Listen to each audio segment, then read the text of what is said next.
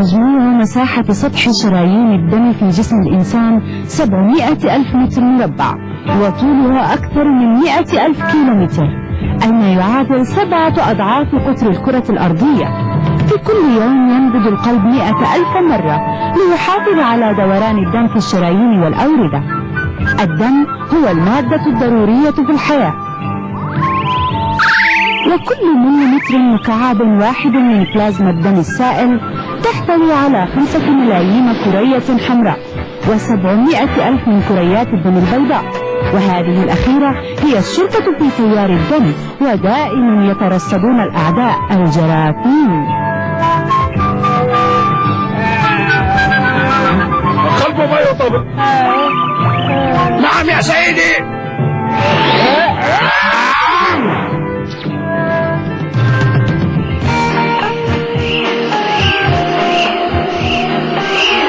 هل هناك مشاكل أيها الملازم؟ الدورية الليمفاوية تساعد الفلوس دائما. الآن لا مشاكل في هذا القطاع على الرغم من ازدحام سير كريات الدم الحمراء. هيا يا جدي، ألا تستطيع أن تمشي أسرع؟ أليس لديك احتراما لمن هم أكبر منك سنا؟ يا للعار. آسفة. هيمون، لماذا لا تبدو سعيدا اليوم كالعادة؟ حسنا، تعلمين كم أكره نقل حمل الثقيل من أكسيد الكربون، إنه يتعبني ويقطع نفسي. ها؟ إنه لا يزعجني، ما هذا؟ أفضل أن أحمل الأكسجين في أي يوم، فهو على الأقل نقي. تشجع، لقد وصلنا، لسنا بعيدين عن الرئتين.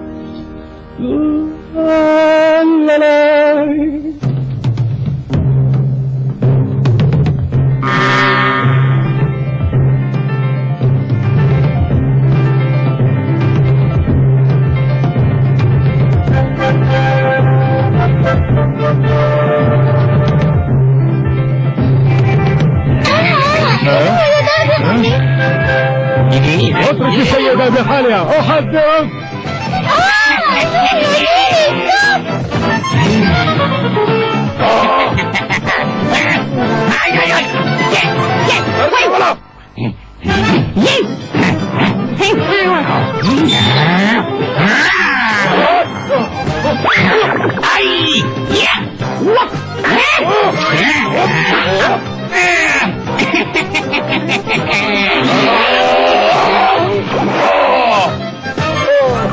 أحيانا يضطر الشرطي أن يضحي بحياته ليبقي تيار الدم آمنا للآخرين. لم أكن أعلم بأنه خطير. ستتعلمين في وقت قصير يا عزيزتي، لا تثقي بالغرباء.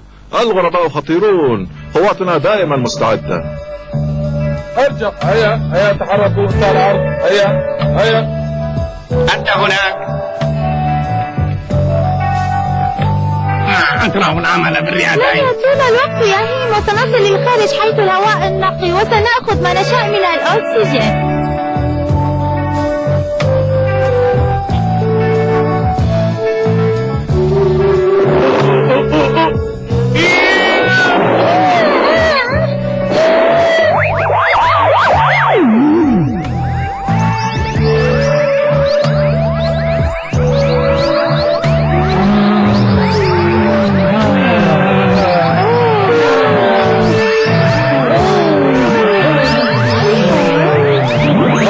الأكسجين أخيرا ضاع، ينشطني ينعنشني.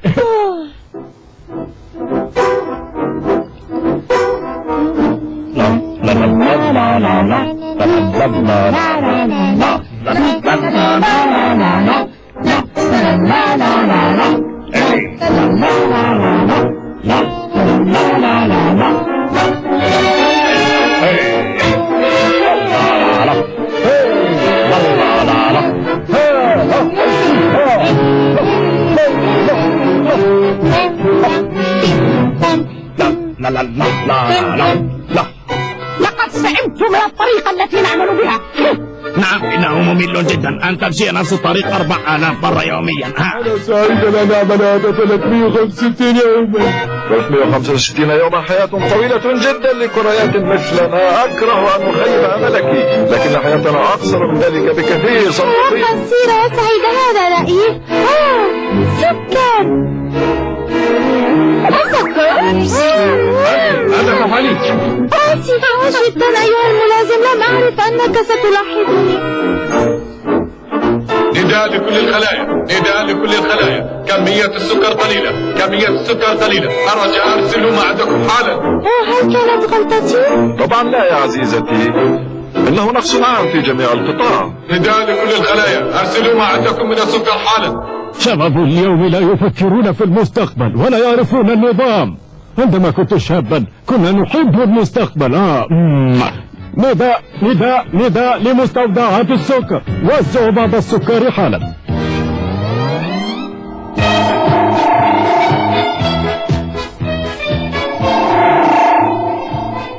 من غرفة النواة المركزية تخرج إشارة إلى جزء الخلية الذي يخزن فيه السكر، وعندما تصل الإشارة يخرج السكر من جدران الخلية، وبعدها سينتهي النقص.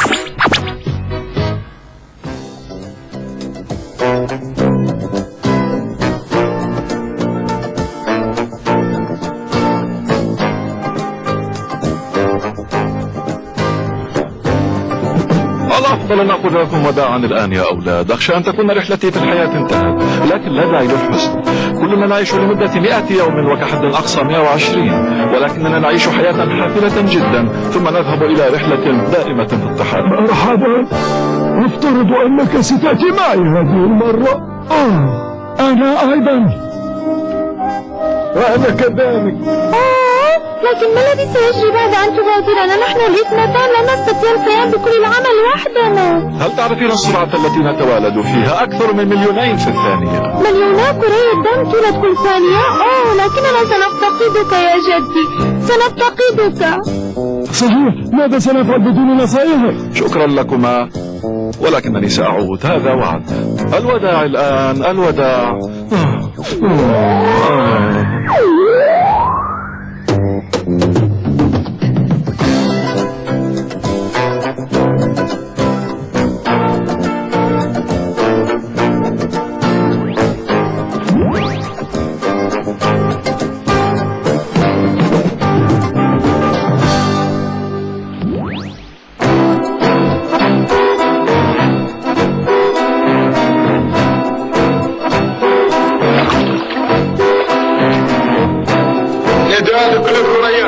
كمية زائدة من ثاني أكسيد الكربون في تيار الدم، سرعة التنفس الزادة، راجعوا أقرب خلية حالا.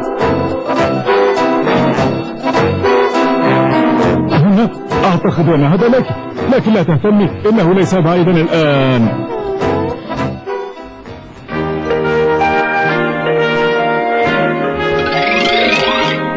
ليه شرطة الرب. يلا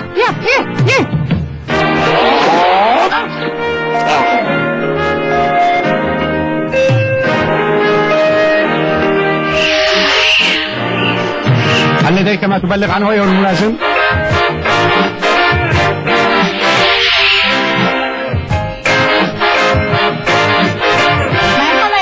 المتذكرون أمثالك يرهقون أعصابي. كسول، هذا ماء كسول.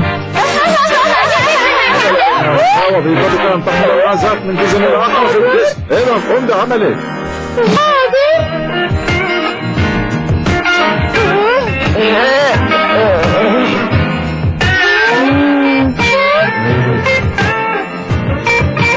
ماذا؟ لكني وضعت أكثر من الحمل العادي فوق ظهري. حتى أيها المسؤول، نحن لسنا عبيد.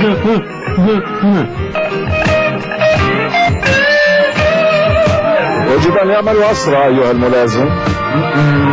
ليس هذا هو الحل، سنتبع طريقة أخرى بدلا من هذا. أرسل إلى البارعات.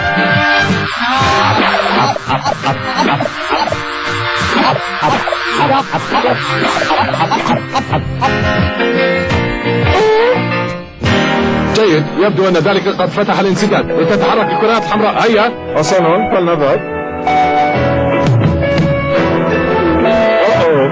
هذا كل ما نحتاج. غاز محتمل، الرجاء إرسال دورية للضرورة.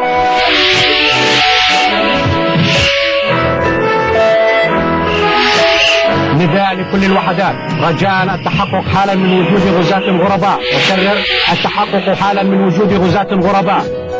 هل قال غزاة؟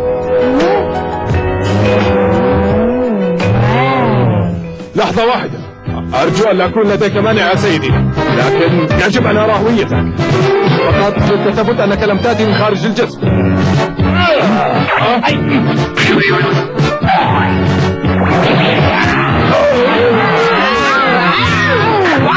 غزو البكتيريا العنقودية، أرسل التعزيزات.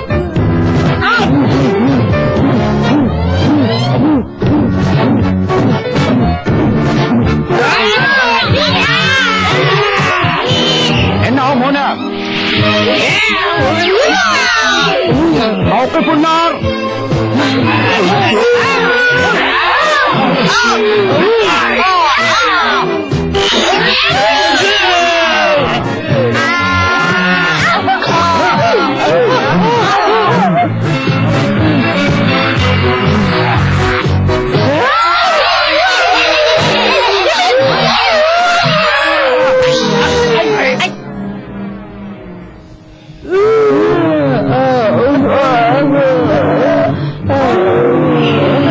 جامبو، هل أنت بخير؟ نعم سيدي، شكرا، كل شيء عادي. مقاومة البكتيريا العنقودية جزء من عملنا يا سيد. أرسلوا فرقة النظافة، انتهت العمليات بنجاح تام.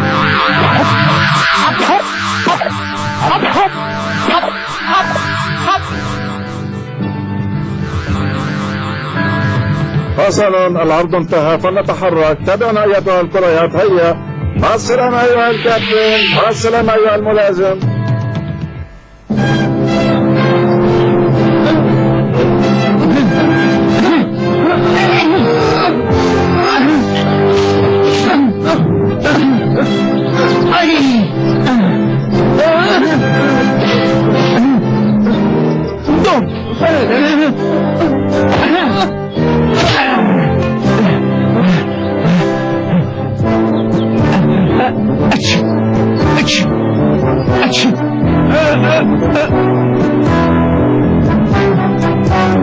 لماذا يعطس بيتر؟ يبدو أن بعض شرطة الكريات البيضاء في جسمه نائمة أثناء واجبها، مجهدة من معركتها الأخيرة مع الجراثيم. وفي هذه اللحظة بالذات مجموعة صغيرة من الفيروسات تحاول غزو الجسم. تقريبا وصلنا أيها الرجال. هدوء، الآن سننزل للداخل أثناء نومهم. الهجوم المفاجئ لوحظ أخيرا من الأجسام الصغيرة المضادة. فقط اضربهم واتبع سيراتهم. هيا بنا. في غضون ذلك وفي غرفة النواة المركزية للخلية هدوء تام، ربما هدوء زائد.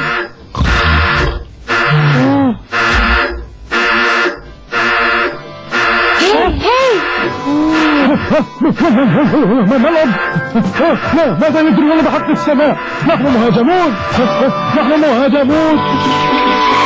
بلغ من الخلية رقم 714 علينا هجوم كبير من فيروس الإنفلونزا نوع باء الرجاء تمرير المعلومات. حالا، لكن لم يكونوا هذا. بلغ من الخلية 717 نحن أيضا تحت الهجوم الرجاء تمريرها. هذا يكفي. نداء عام لكل الخلايا في القطاع 4. نداء لكل الخلايا. استنفار عام. نحن معرضون لهجوم فيروس انفلونزا من نوع باء. جميع الأجسام المضادة تلتحق بمحطاتها حالا. نداء للبوليس. هل تسمعني؟ هذه حالة طوارئ. لماذا لا يردون عندما أحتاجهم في حالة طارئة؟ نداء.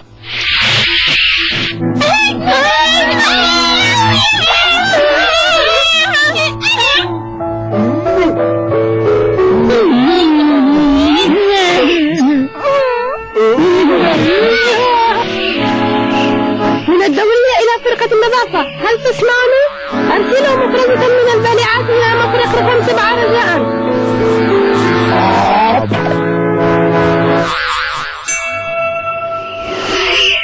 ونحن ذويها لا نحصل على وظيفة مهمة أبدا. بالعكس تماما، أعتقد أن كنا تقمن بوظيفة في غاية الأهمية. فقد ساعدتنا في تنظيف الدورة الدموية. نعم، ولكنها لم يكن أساسية. ربما كذلك، لكن هناك مهمات أخرى ستأتي، وعندها سنضيع بدون كل أي اللوحات. سنرى الوداع. نداء لدورية البوليس، هل تسمعني؟ يا دورية البوليس، لماذا لا تجيبون عندما نحتاجكم؟ الملازم باسي من البوليس في خدمتك. أخيرا، أين أنتم عندما نحتاجكم؟ هنا الخلية رقم 715، غزو فيروسي في قطاعنا. كابتن بيتر يتكلم، نحن الآن في طريقنا.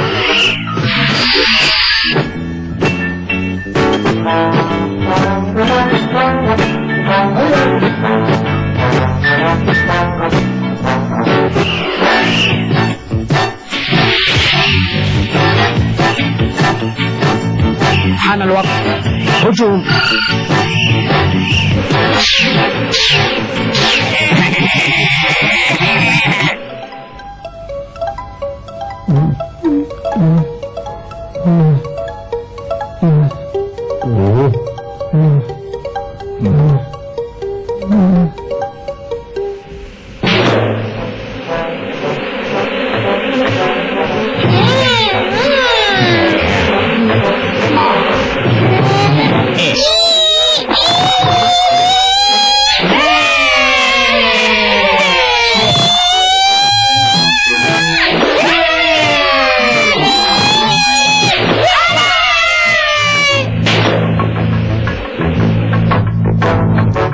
إنهم يسيطرون على خلية ثم يتكاثرون بداخلها. نعم، والآن أنتظرون تضييع الوقت حتى يأتي ضروري. أنا ترون أن الوضع خطير. ليس لدينا دقيقة واحدة نضيعها أيها الملازم جامبو. خذ قواتك البرية إلى مسافة مؤثرة على العدو. انتظر إشارتي للهجوم. الأسطول الليمفاوي سيؤمن الحماية الجوية. خذوا مواقعكم وانتظروا أمري للبدء في قصف الأجسام المضادة. أيها الملازم بيسي، سنبقى هنا للاحتياط مع أشعة الليزر. أرسلي إشارة للقيادة العامة. حسنا يا رجال، المشاة متعددو النواة، اقفزوا عليهم ولا تظهروا أي رحمة. سيد هجوم.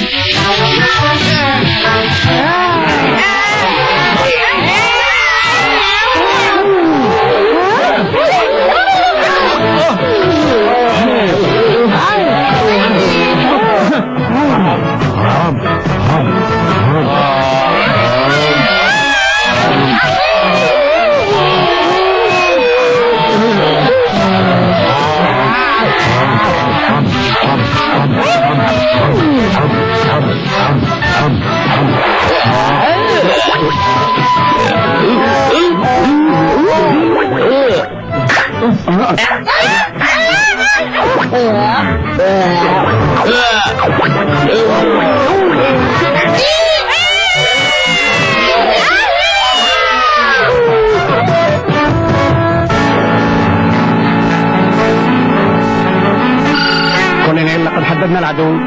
هل هي فيروسات الانفلونزا العضاء؟ نعم سيدي، لقد جربناه من قبل وهذا يعطينا الثقة. لقد أخذنا تطعيم سابقا. حسنا، مستمر يا كابتن وحفظ جيدا. أيها الملازم، أريدكم أن تدافعوا عن الخلايا الصحية. تلك هي الطريقة الوحيدة التي نوقف فيها تكاثر الفيروس. نعم يا كابتن، فهمت. نداء إلى قادة وحدات الأجسام المضادة، رجاء تهيئوا للنزول إلى ميدان القتال. الهدف هو الدفاع عن الخلايا ضد النزول الفيروسي. ميترو، هل أنت جاهز؟ جاهز؟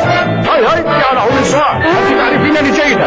إن فرقة ممتازة تطلق إلى القتال. هاي يا ميترو، لا وقت للتباهي الآن. ما أريده هو جواب مباشر لسؤال مباشر. هل هذا واضح؟ مهمتك حماية الخلايا. هل لديك الأسلحة المناسبة للتعامل مع العدو؟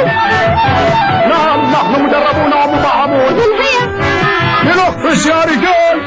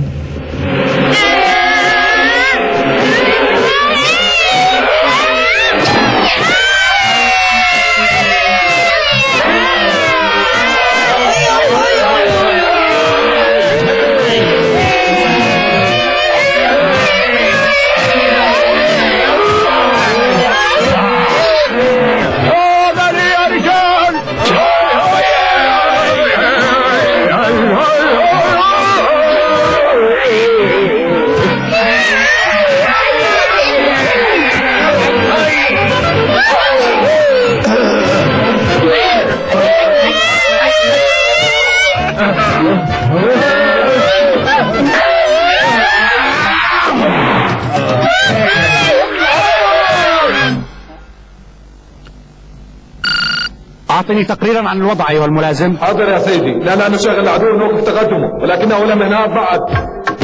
نعم أيها الملازم بيسي. قواتي لم نستطيع السيطرة عليهم يا سيدي، إنهم يتكاثرون بسرعة هائلة، نريد تعزيزات حالا. يجب أن نتدبر الأمر بأنفسنا. أيها الملازم بيسي، القيادة العامة أوكلت لنا هذه المهمة ولا نستطيع أن نهملهم. إنه مجرد صراع موضعي. إنني واثق أن لدينا الوسائل الكافية لنتولى أمره. والآن ها هي خطتنا. سأمر بمناورة انقسام الخلايا مع مساندة المدفعية. نداء لكافة قوات الكريات البرية، نفذوا خطة الانسحاب الاستراتيجي حالا.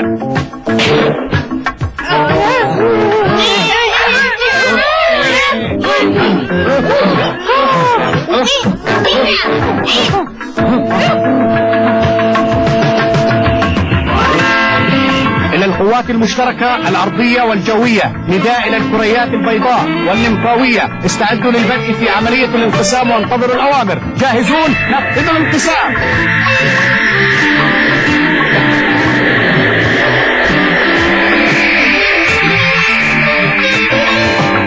كرروا المناورة الآن، نفذوا الانقسام. ماذا عن بعض المساعدة هنا؟ هجوم هجوم! أطلقوا الليزر السام بحذر. صوبوا جيدا يا رجال، لا نريد أن نؤذي أنفسنا.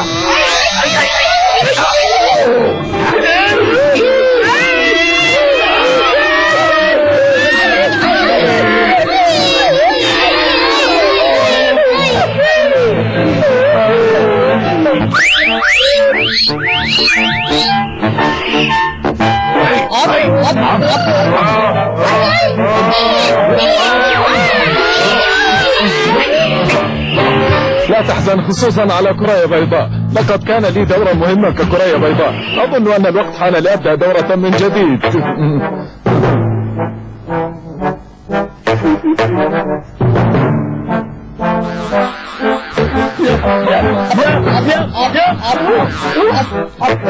انتهت المعمعة الآن، تحركوا هنا، تحركوا. أشعر أنني أحسن.